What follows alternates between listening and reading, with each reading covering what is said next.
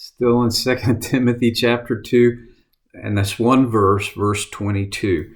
Flee the evil desires of youth and pursue righteousness, faith, love, and peace, along with those who call on the Lord out of a pure heart.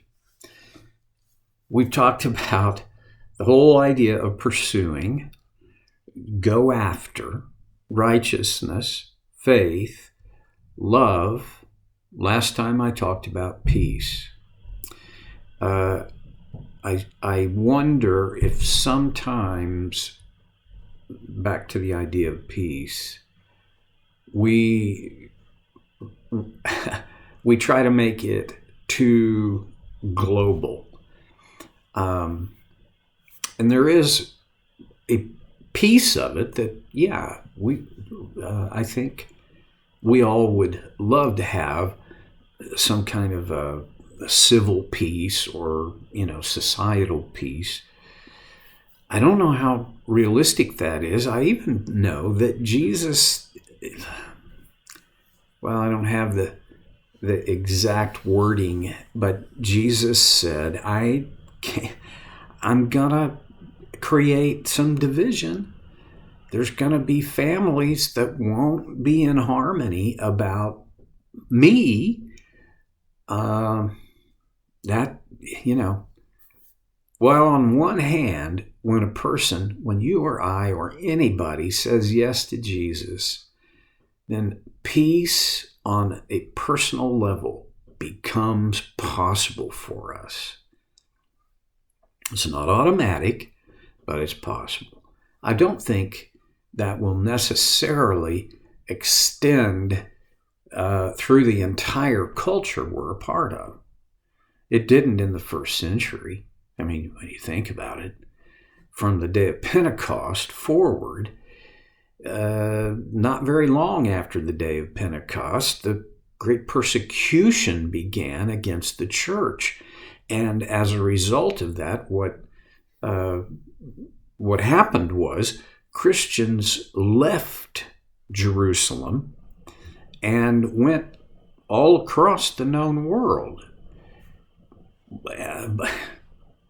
And for many of them, they fled, and not in a negative way, but they fled Jerusalem because of persecution. And many of them met persecution where they went. Look at the life of Paul. Talk about a guy whose life did not seem to be a peaceful life. I mean, my gracious, he talks about the persecutions he experienced, being flogged, being beaten, being stoned, being shipwrecked. He was a prisoner. Okay, that's not a peaceful life. This is not sitting in an Adirondack chair, sipping a cup of coffee, and just enjoying the peace. I kind of think that's a little bit of the American dream. And oh, by the way, it would be great if you could do that. Enjoy it if you can. But for a lot of us, it's not going to work out that way. We're going to deal with conflict. And the level that most of us will deal with conflict on is an interpersonal, relational level. You realize that the people closest to you are the ones that you desire peace with the most. Why would it not be that way? And here's the other part. When there is not peace between you and those closest to you, there is a disruption in your life. So Paul says, pursue peace. Be careful how you pursue peace, though. In this interpersonal sense, in this relational sense, we, I think, have to be wise in how we pursue peace. Some people believe that the best way to pursue peace is just to stand back and let whatever will happen, happen. My phrase is, just let the truck run over you. I don't think that's what Paul's talking about. To seek peace, to pursue peace, there's this. That is all about going after peace, not catching it. And in some cases, in human relations, we pursue peace, but see, there's two pieces to that equation. There is me, and then there is the other. And if I don't desire peace, the other can't make me go there. If they don't desire peace, I can't make them go there. But I can influence them. When I pursue peace, I am seeking a way, first of all, and this I think sounds a little counterintuitive, but first of all, I'm seeking peace within my own heart. I'm seeking to be at peace with what is around me. You don't do that well by denial. You don't do that well by deceiving yourself or others. It is difficult, although some people seem to pull it off, to fake it till you make it. In my experience, in my interpretation of what Paul meant by pursuing peace, is I pursue peace by partnering with the Holy Spirit. Remember the fruit of the Spirit from Galatians: love, joy, peace. The Holy Spirit will produce the fruit of peace in a believer's life. But sometimes we resist that. Sometimes we don't really want peace.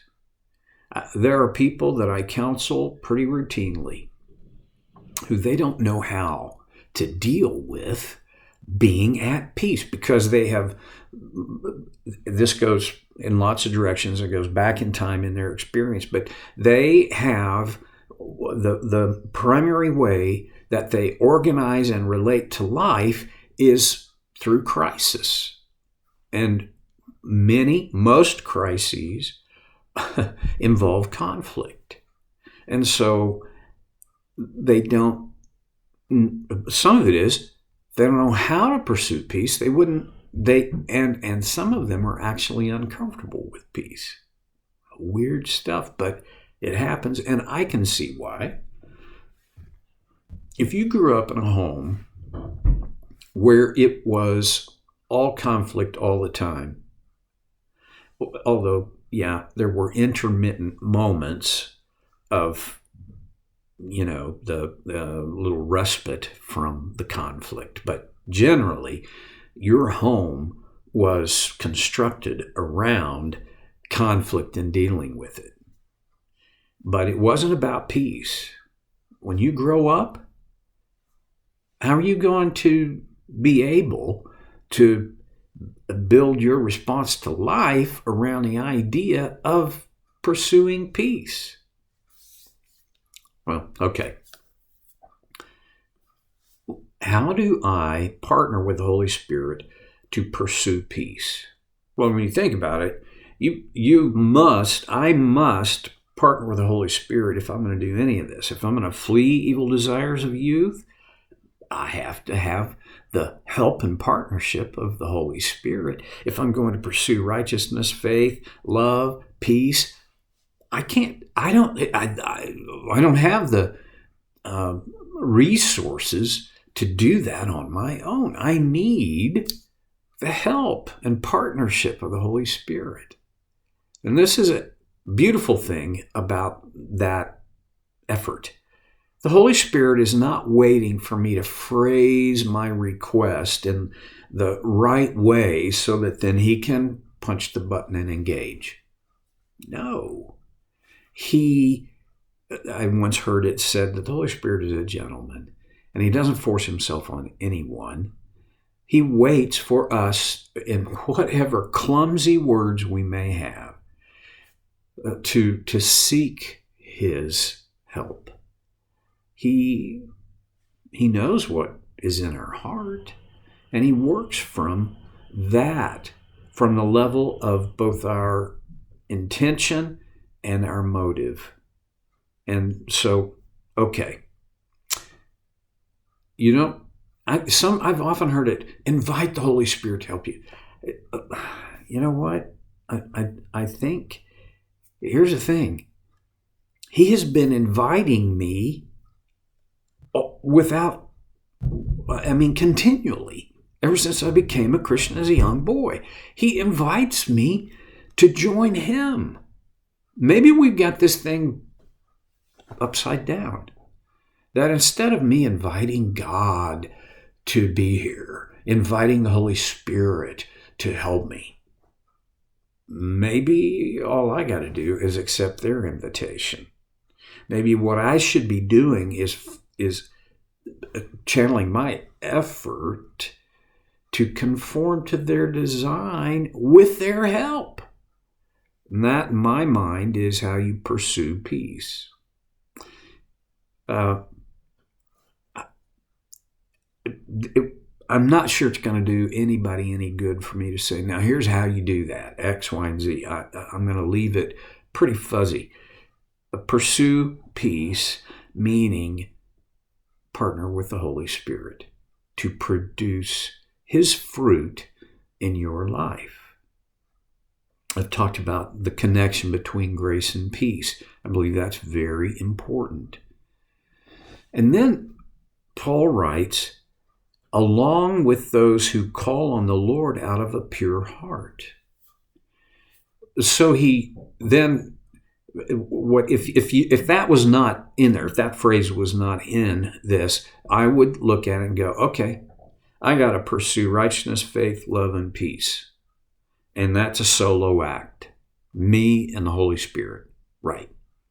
But Paul kind of blows that open by saying, along with those who call on the Lord out of a pure heart.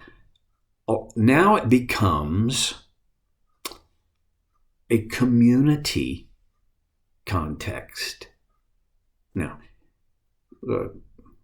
in our contemporary church, that means, for most people, they would say the community, this kind of relational thing. Well, that's all about small groups. Well, yeah, small groups fit into that, but I don't listen. The term small group never appears in the Bible anywhere. There were groups, obviously. Jesus had 12 apostles, and of those he had 3, Peter, James, and John, who were the closest to him and experienced more intimate moments with him.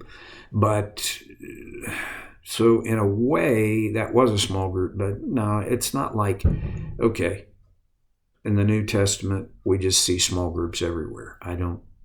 I love small groups. I think they are such a powerful thing in growing believers' lives. And yet, they are a relatively new concept in the way we talk about small groups, life groups, whatever your particular church calls them. But the context for pursuing these 5 things is within a context of community with people who call on the Lord out of a pure heart. That there's a peculiar kind of people who do that, who call on the Lord out of a pure heart. And you would know this. It's going to take me more than the last 30 seconds to be able to unpack that a little bit. So I'm going to come back to it next time when we're together on Soul Care with Stevie Boy.